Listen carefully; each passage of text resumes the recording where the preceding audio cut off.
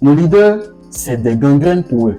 Ceux qui défendent la cause africaine, c'est ceux-là que l'Occident combat le plus. C'est ceux-là que les gens assassinent. C'est ceux-là qui disparaissent. Ça fait pleurer. Ça fait froid au dos.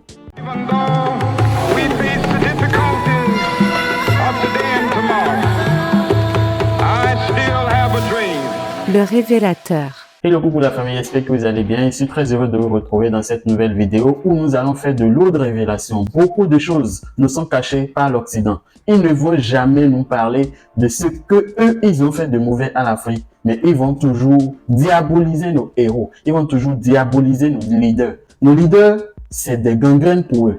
Ceux qui défendent la cause africaine, c'est ceux-là que l'Occident combat le plus. C'est ceux-là que les gens assassinent. C'est ceux-là qui disparaissent. Ça fait pleurer, ça fait froid au dos. Ousmane Sonko, un panafricaniste, il a laissé un message fort à la jeunesse et au peuple africain. On écoute ensemble.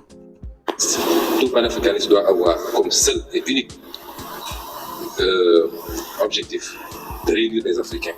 Au-delà de nos divergences, je l'ai dit tout à l'heure avec le Premier ministre, les Européens se sont fait des guerres mondiales qui ont coûté des millions de vies et se sont retrouvés après. Donc, quelles que soient nos divergences, essayons, comme nos aïeux l'avaient fait pour créer l'empire du Mali qui s'étendait d'ici au Sénégal, au Ghana et partout. Nous ne pouvons pas faire moins que. Et c'est ça notre préoccupation. Mais si un pays souverain comme le Mali considère que les erreurs qui ont été commises justifient de s'en parler, qu'il quitte, nous respectons cette souveraineté. Et cela ne changera absolument rien dans nos relations, qui sont des relations séculaires et fraternelles. Et voilà. J'espère que vous avez entendu. Ousmane Sonko a été clair.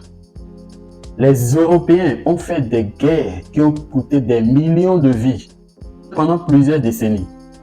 Mais ils se sont réunis, ils se sont retrouvés après. Quelles que soient les divergences, quels que soient nos différends, ayons le courage de nous unir. L'Afrique est un modèle pour le monde.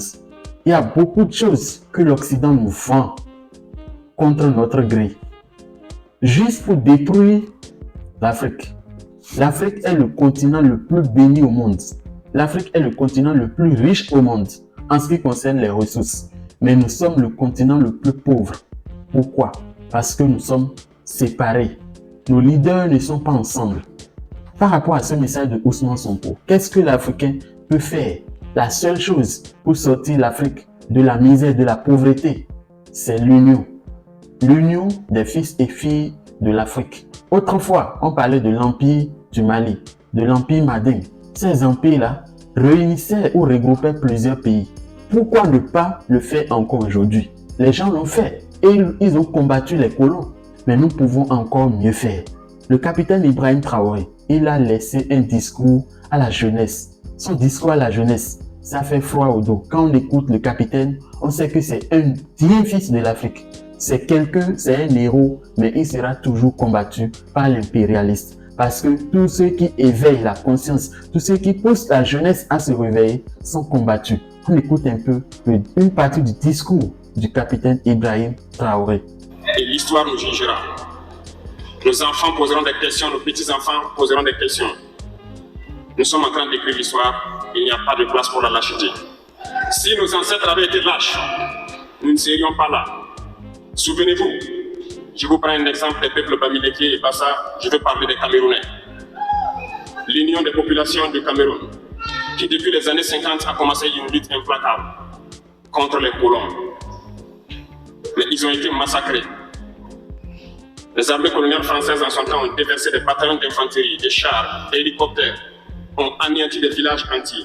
Pourquoi les gens anéantissent des villages entiers? On ne vous dira jamais que les Occidentaux ont fait ça. Vous n'allez jamais entendre ça. On n'écrira jamais un livre à propos de ça. Juste pour telle affaire, pour que la jeunesse africaine ne se rende pas compte. Cette histoire, par exemple, c'est des choses que les gens n'ont jamais entendu parler de ça. Moi, c'est la première fois que j'entends parler de ça. Qu'est-ce qui peut me révolter? Il faut que je sois informé pour me révolter, pour me réveiller de mon sommeil et pour savoir que ceux-là, ils étaient en train de faire du mal à mes ancêtres il y a longtemps.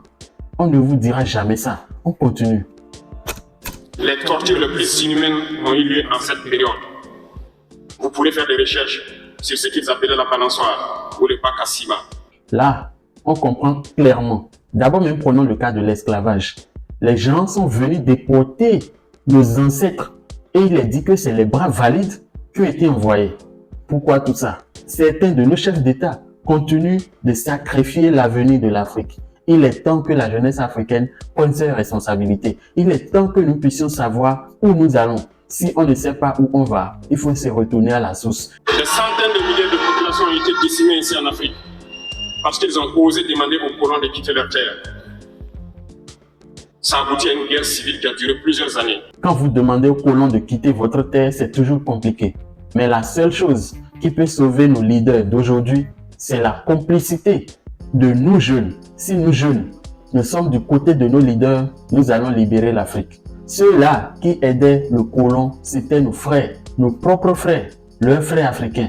C'est eux qui aidaient ces colons à avoir nos leaders. Mais si nous jeunes, nous nous réveillons de notre sommeil, nous disons non, nous n'allons pas accompagner l'impérialiste, nous allons gagner cette bataille sans souci. Nous allons vaincre. Qu'est-ce qui a tué Kadhafi? Comment les Libyens vivaient? Les gens ne payaient pas le loyer, l'eau n'était pas payant. D'abord, il y avait une assurance pour les étudiants. Vous êtes étudiant, vous avez un salaire, il y avait trop d'avantages. Mais depuis que Kadhafi est tombé, la Libye est tombée, l'Afrique est en ruine. Tous les projets de Kadhafi sont tombés à l'eau parce que les gens ont réussi à la voir. Et c'était grâce à la complicité des Noirs. Accompagnons nos leaders. Accompagnons nos leaders. Comme le dit le président Ibrahim, il n'y a pas de place pour la lâcheté. Nous devons crier haut et fort pour que les gens sachent où nous allons. Si nous nous taisons aujourd'hui, l'histoire retiendra. Nous serons des lâches et demain, nos enfants vont nous juger. Luttons ensemble, convergeons nos forces et nous allons libérer l'Afrique. Les États-Unis d'Afrique, c'est bien possible. Nous pouvons vivre aisément ici sans demander de l'aide extérieure. Nous n'avons rien à espérer comme aide extérieure. Si vous avez aimé cette vidéo, n'oubliez pas de la partager, de liker et surtout laissez-nous vos avis en commentaire. Je vous invite à vous abonner massivement afin que nous puissions avoir une communauté plus grande, plus soudée, plus unie. Portez-vous bien, on se dit à la prochaine pour une nouvelle vidéo.